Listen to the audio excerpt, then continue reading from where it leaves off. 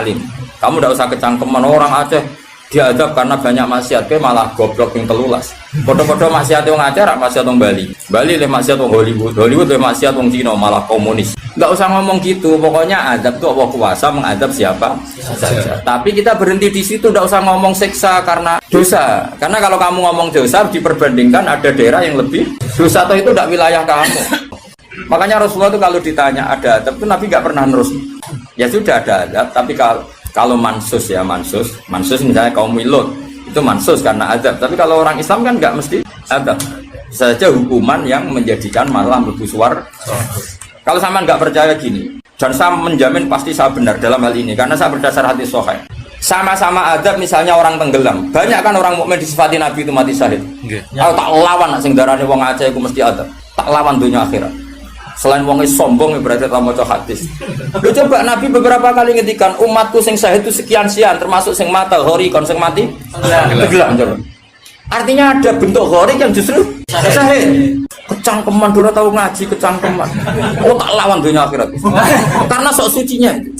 Sudah kita baca ayatnya berarti fayuh rikokum saja soal bima kafartum itu otoritasnya wilayahnya Allah Subhanahu wa taala. Do sok suci do cangkeman. Oh tak lawan tenan. Nek wong iku mlebu swarga aku usul pangeran. Ampun Gusti. Niku nate ngenyek tiang wong sak provinsi. Sok sucinya. Lu coba ya. Banyak orang mati divonis misalnya kamu, wah iku krana adab. Ternyata Nabi ngendikan maktun wong lara weteng syahid.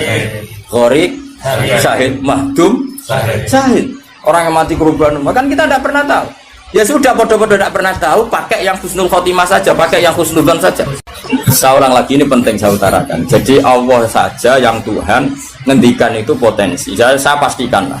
Kita semua kenal Allah yang warahmati wasiat. Nabi berkali-kali ngendikan inna rahmati sabaqat ghadab. Sebagian riwayat bukan sabaqat, ghalabat. Setiap rahmat itu pasti mengalahkan azab. Artinya gini, kalau ada potensi azab, ya kita milih itu bentuk rahmat saja dulu, karena itu yang mesti menang. Jadi paribasane aku roh muni, mati kecepet omahe paribasane. Atau mati tiba ning WC. Misal aku tetap darani syahid, kategorine mahdum. Enggak apa-apa. Karena menduga rahmat itu lebih gampang karena Allah jelas ngendikan hadis qudsi inna rahmati ghalabat ghadabi. Berarti gamane pola semua itu lebih baik kamu tafsirkan sebagai rahmat. Nah kecuali ada sorihul ayat yang mengatakan itu adab, tapi mana ada sekarang udah ada nabi. Misalnya kaum Lut kan Allah jelas-jelas ngendikan itu karena adab, ya sudah kita ikut mengatakan adab. Tapi kalau yang orang Aceh, orang mana-mana kan tidak ada ayatnya. Jelas ya? Iya. Mulane sing apik itu ngaji sing tenanan. Loh kalau kaum Lut kan binasillah misalnya hijarah kada wa kada terus Allah ngendikan karena adab. Ya sudah kita ikut tentang kaumnya Nabi Lut. Tapi sekarang nyuwun sewu misalnya ada orang punya penyakit homoseks, kemudian dia kena azab. Ya sudah itu sanksinya Allah. Bisa saja azab ini kalau dia mukmin kafaroh betul. Memang ya azab tapi oleh Allah dihitung kafaroh dan itu hadis sahih.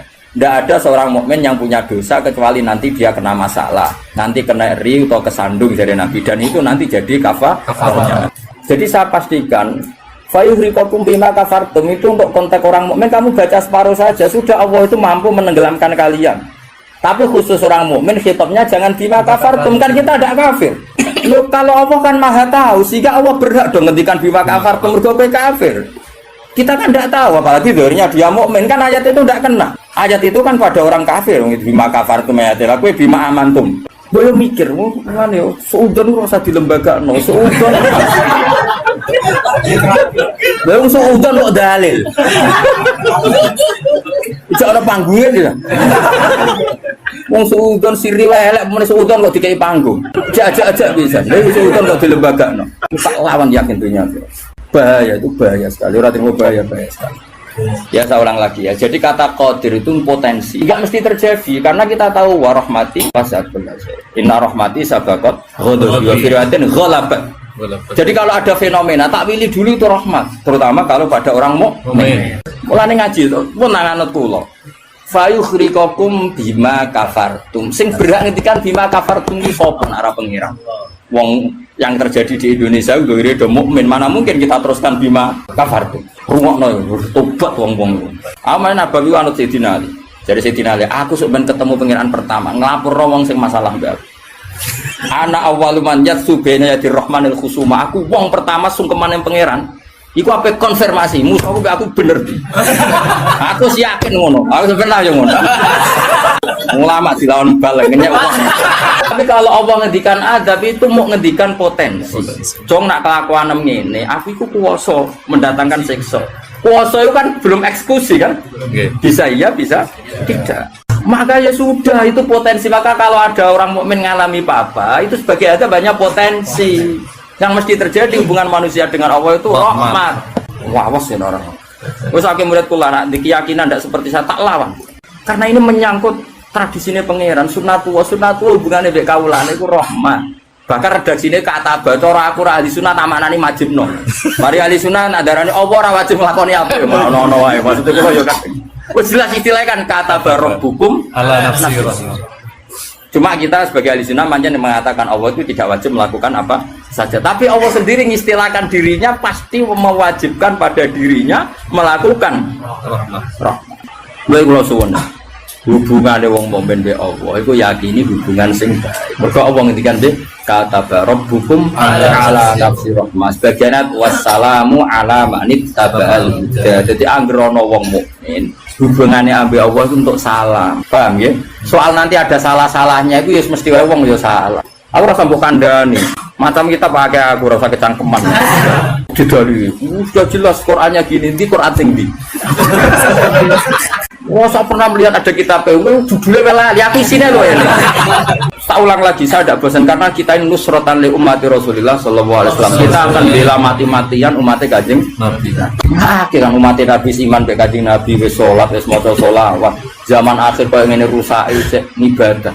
Buat tuduh nak kena adab. Ini saat. Wes tak nak kena sanksi kau Kanjeng Nabi lo nak ngendikan ini. Kanjeng Nabi nak ngendikan kan enak. Wong mukmin kena ri, kena opo wae bahkan susah. Wong mukmin kok susah wae insyaallah dadi kafarah.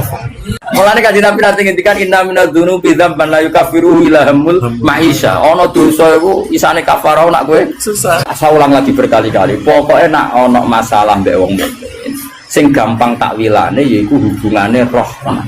Iku sing bisi watil jasmi.